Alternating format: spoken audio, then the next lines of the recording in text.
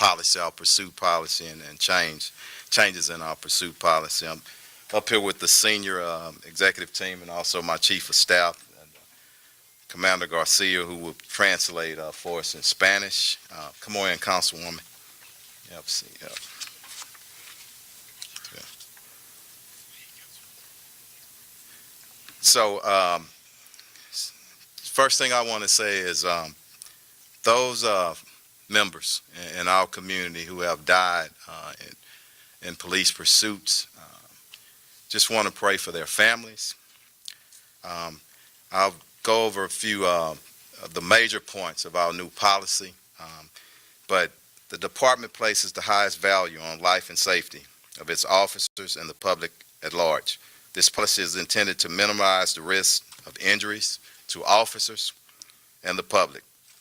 As required by department policy and state law, an officer may engage in a vehicle pursuit only if the officer determines in good faith, under the circumstances, the need to immediately apprehend the suspect outweighs the need, to immediately apprehend the suspect outweighs the risk of harm to the officer or the public in engaging in the pursuit.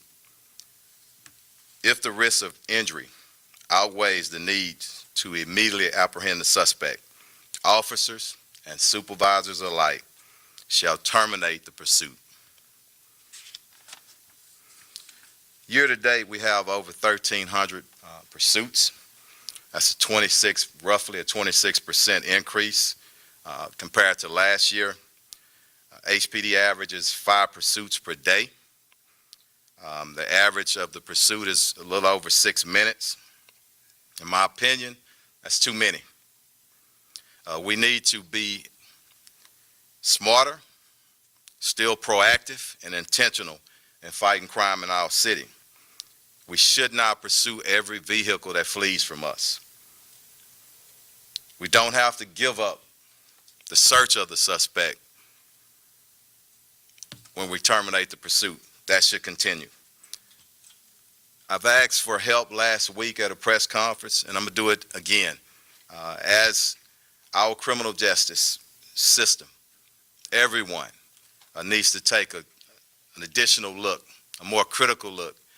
When these individuals get in a vehicle that's 4,000 pounds, have no regard for anybody, and flees, right now it's a state jail felony. That's the lowest felony in our state, okay? So I need judges, I need lawmakers, let's all, and I'm not pointing fingers. Everybody need to do their part, but to me it's the same as when you go out and you shoot a gun into a crowd. It's no difference. The most significant policy change, of our new policy change, we will now prohibit pursuits of suspects when the only possible offense is a Class C, also a traffic or misdemeanor warrant,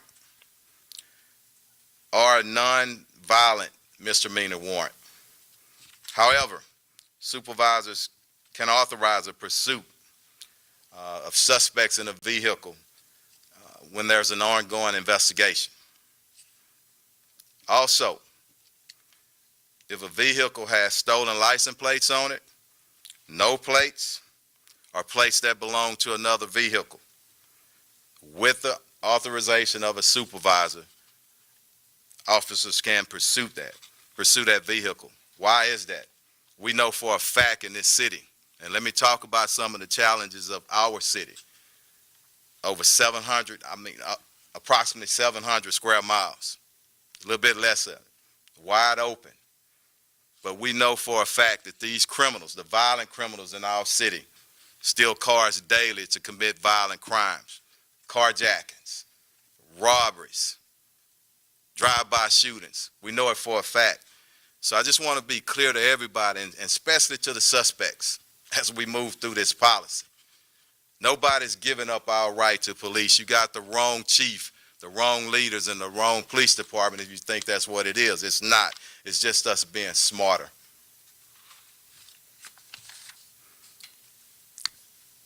Other highlights I want to hit on this new to the policy. we have added tactics aimed at stopping the pursuit before they even begin, to the extent possible. Re-emphasizing on stopping techniques to bring pursuits to a quicker end.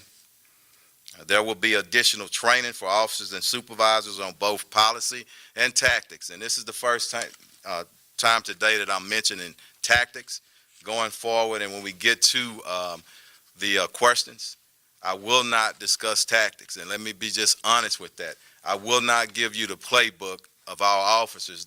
Suspects already got the upper hand on them, and they listen to the news media as well. So we will not discuss tactics. And when you see the policy that is probably, we sent it out 20, 30 minutes ago, I think, to both the department and also to our media friends. You will see those tactics are redacted in there, and that will remain that way.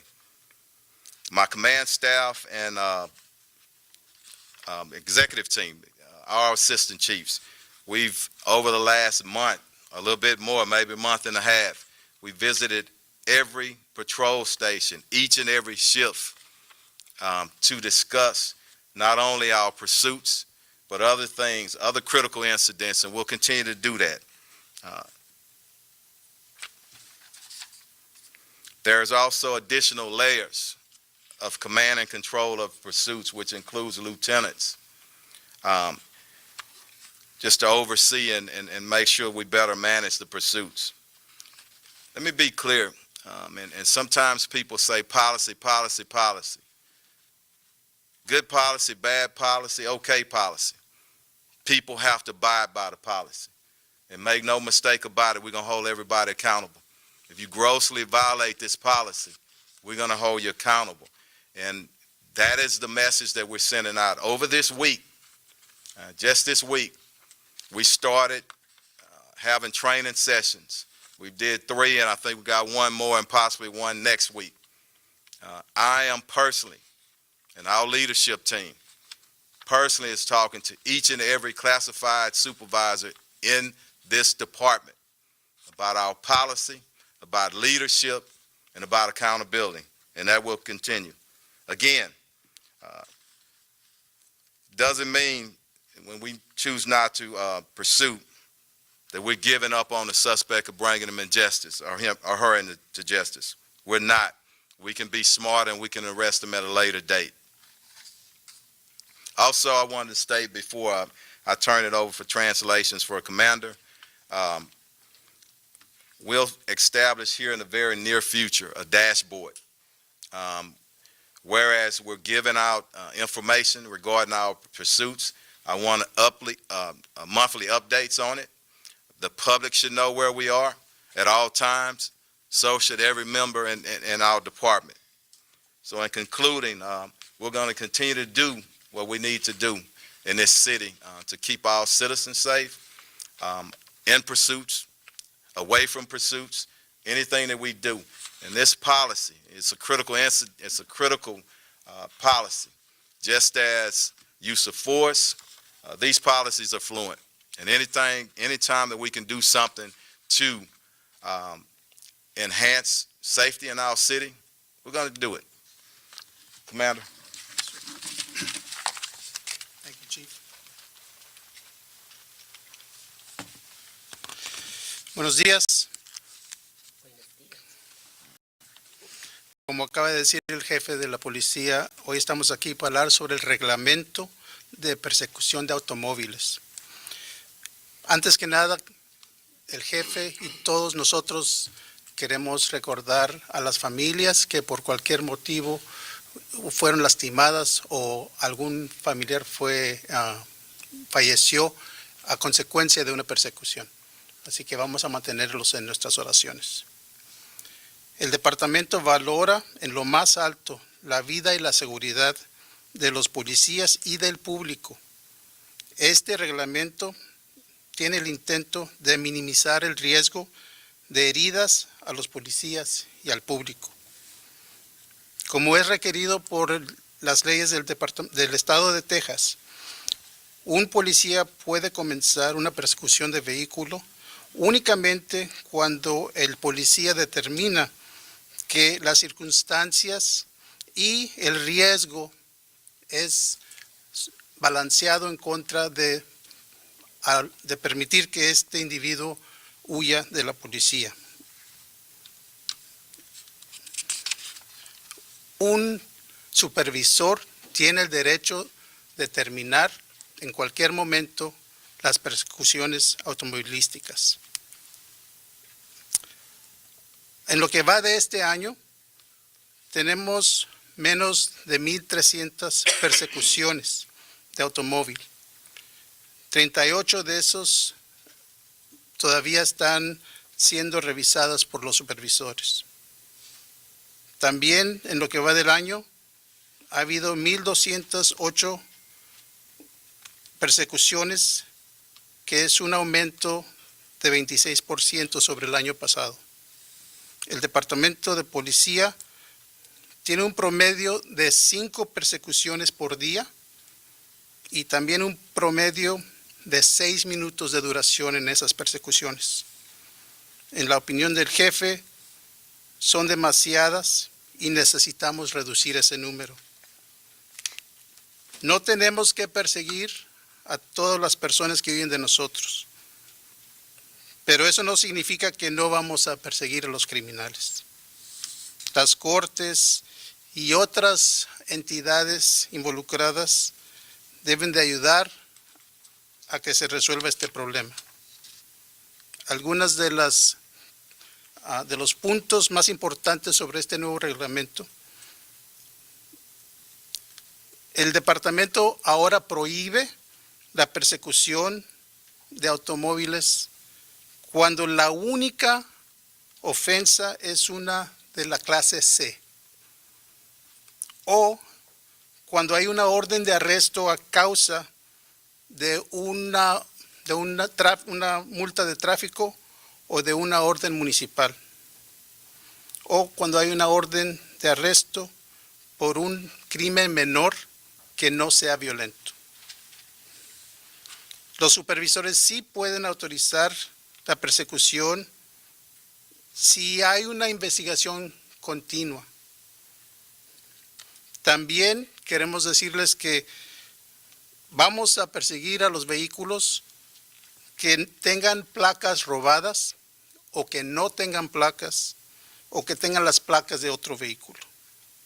Y la razón por esto es porque nosotros sabemos que estos vehículos probablemente participaron o van a participar en crímenes violentos.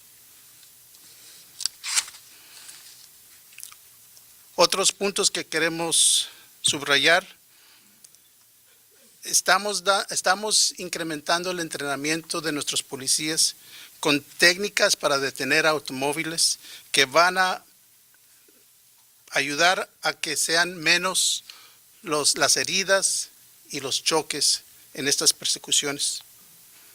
Tanto los policías como los supervisores van a recibir este tipo de entrenamiento.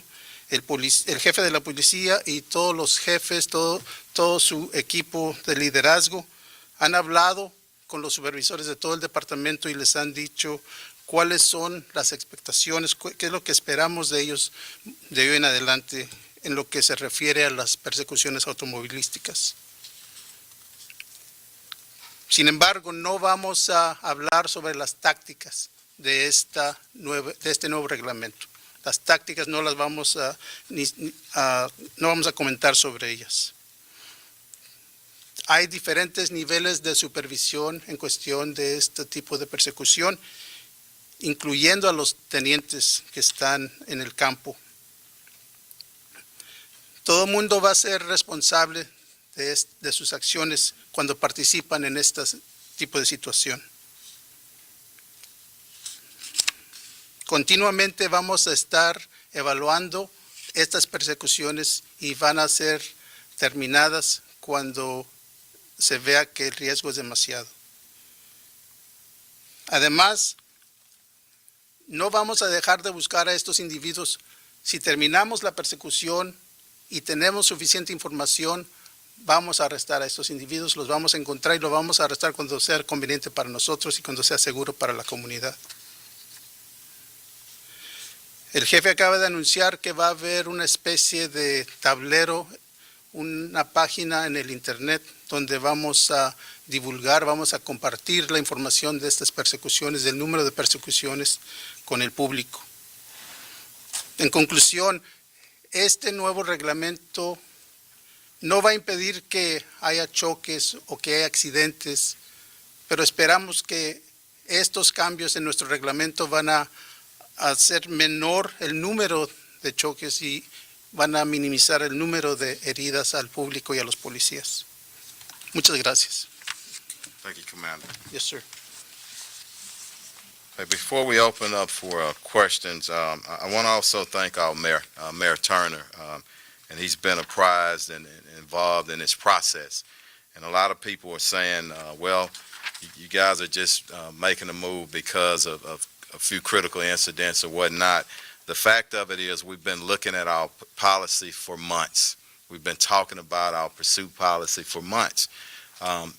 There are several professional law enforcement organizations around the nation who are looking at and going to recently put out, I think, some pursuit policies, some recommendations. I've spoken to some of them, and their policies should come out, and a lot of this is kind of reflective of that as well. So I also want to, we have a new reporter in town, Andrea Ball from the Chronicle. And I know she's not here today. I thought she would be, but very respectful communication with her and all of our media. I just want to thank, and I think this is important. I thank each and every one of you, what you do every day. Chief Finner is probably the most transparent chief I know in HPD history, and one of the most transparent, and I'll continue to be that way. So I always welcome conversations in ways in which we can get better, and I want to thank y'all all. She asked the question, and why I'm bringing up her name, you know, are y'all doing some things because of my reports? No, we were working on it long before, but I always appreciate and respect good reporters that help us be better. So just wanted to get that out the way, but we'll open up for questions. If the situation fits the criteria for a police pursuit, can you talk about the expectations of the officer during that chase? For example, if there's a red light, should the officer be slowing down? At a police pursuit, running code 1, that is our policy, that you clear intersections. And I'll be honest with you, Brooke, that's what's frustrating to our leadership and the men and women who do a good job every day. Sometimes the officers get emotional. A lot of times I can tell you in these critical incidents, very young. But once you go through our training and our policy, you need to abide by that. You should always clear an intersection, running hot, which is lights and sirens on, or not.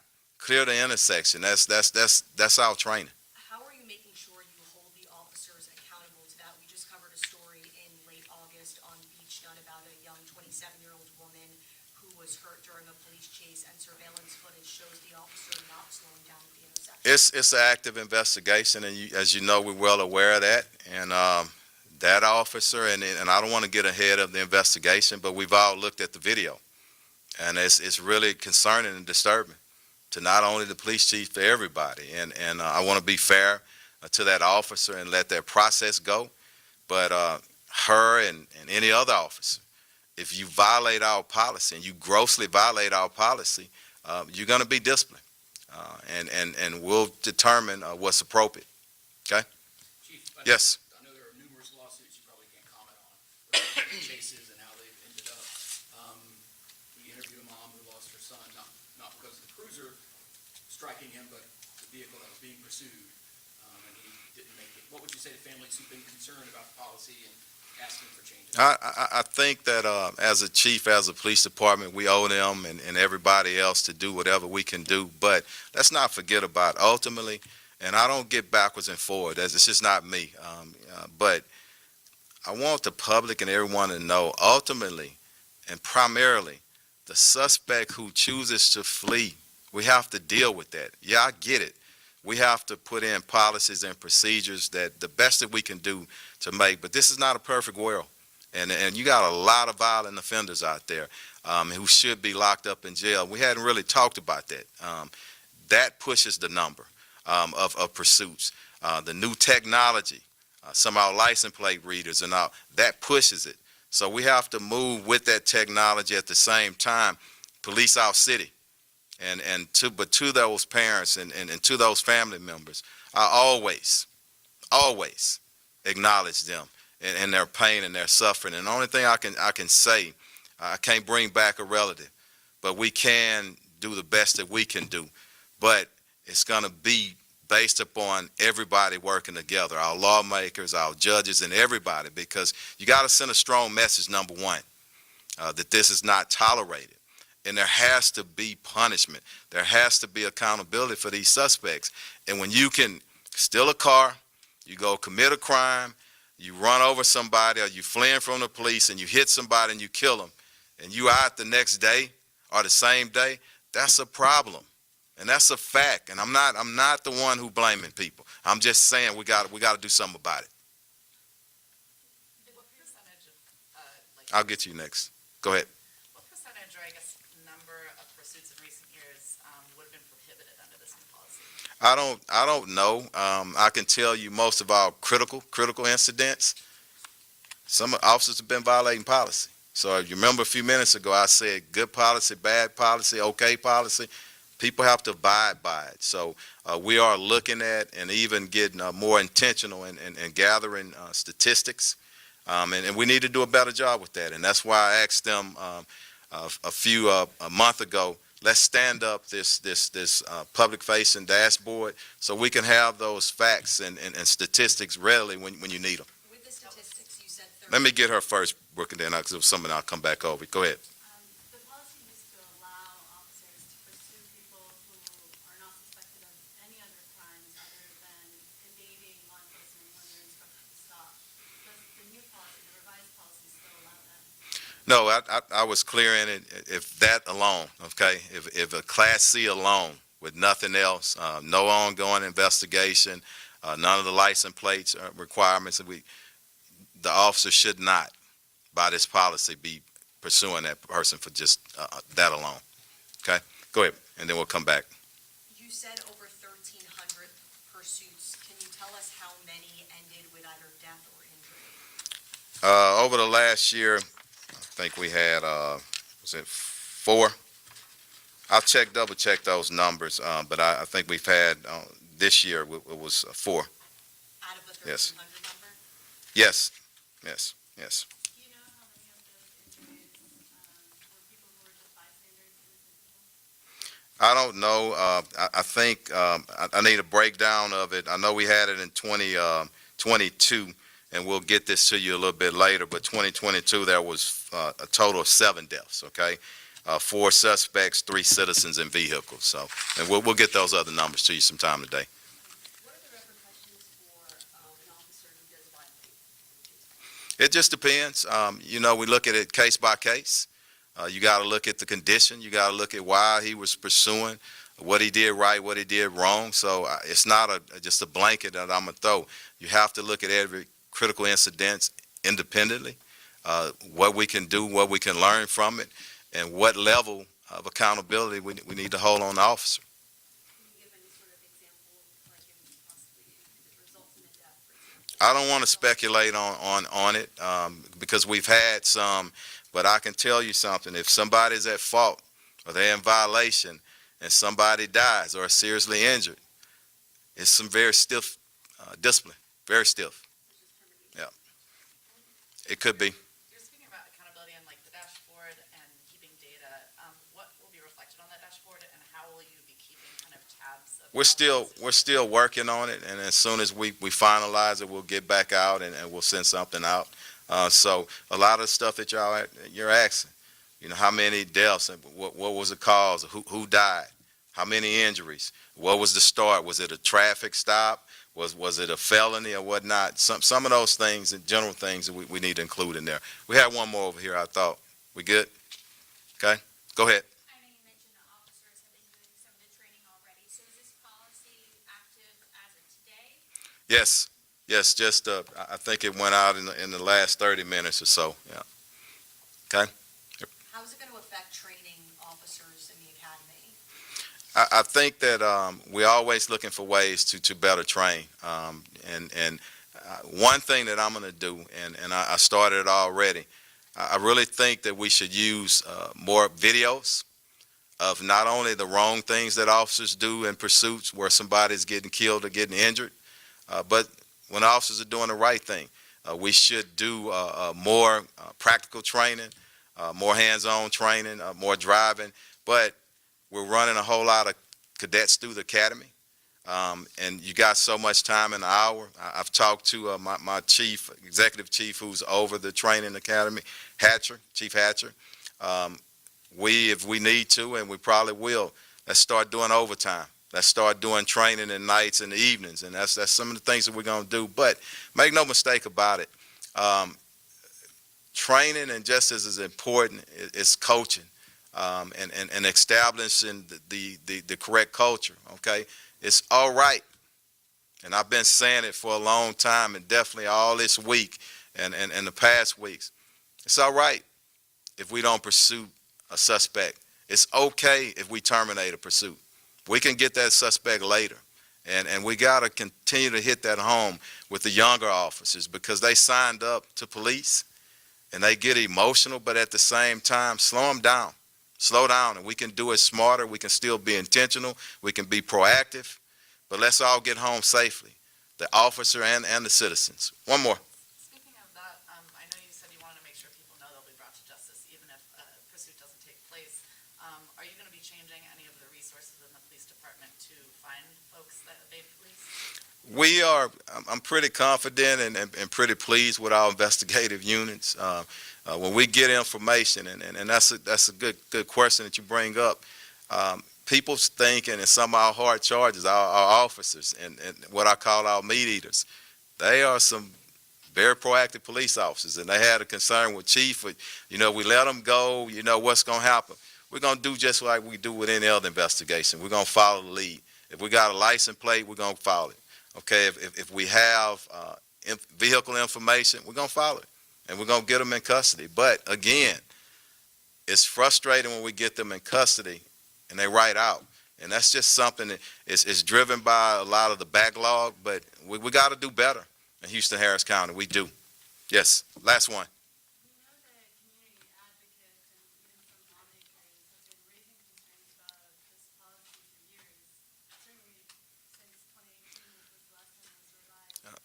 Why are you making these changes now, and why did it take so long? It's time, but I can tell you one thing, whatever policy you have, you're not going to get 100% agreement on it. You're really not. You're going to have some on the side. I got people calling already. Chief, you're getting soft on crime.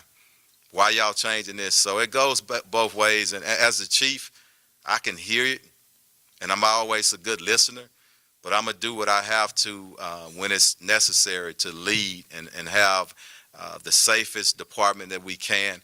At the same time, police what we need to.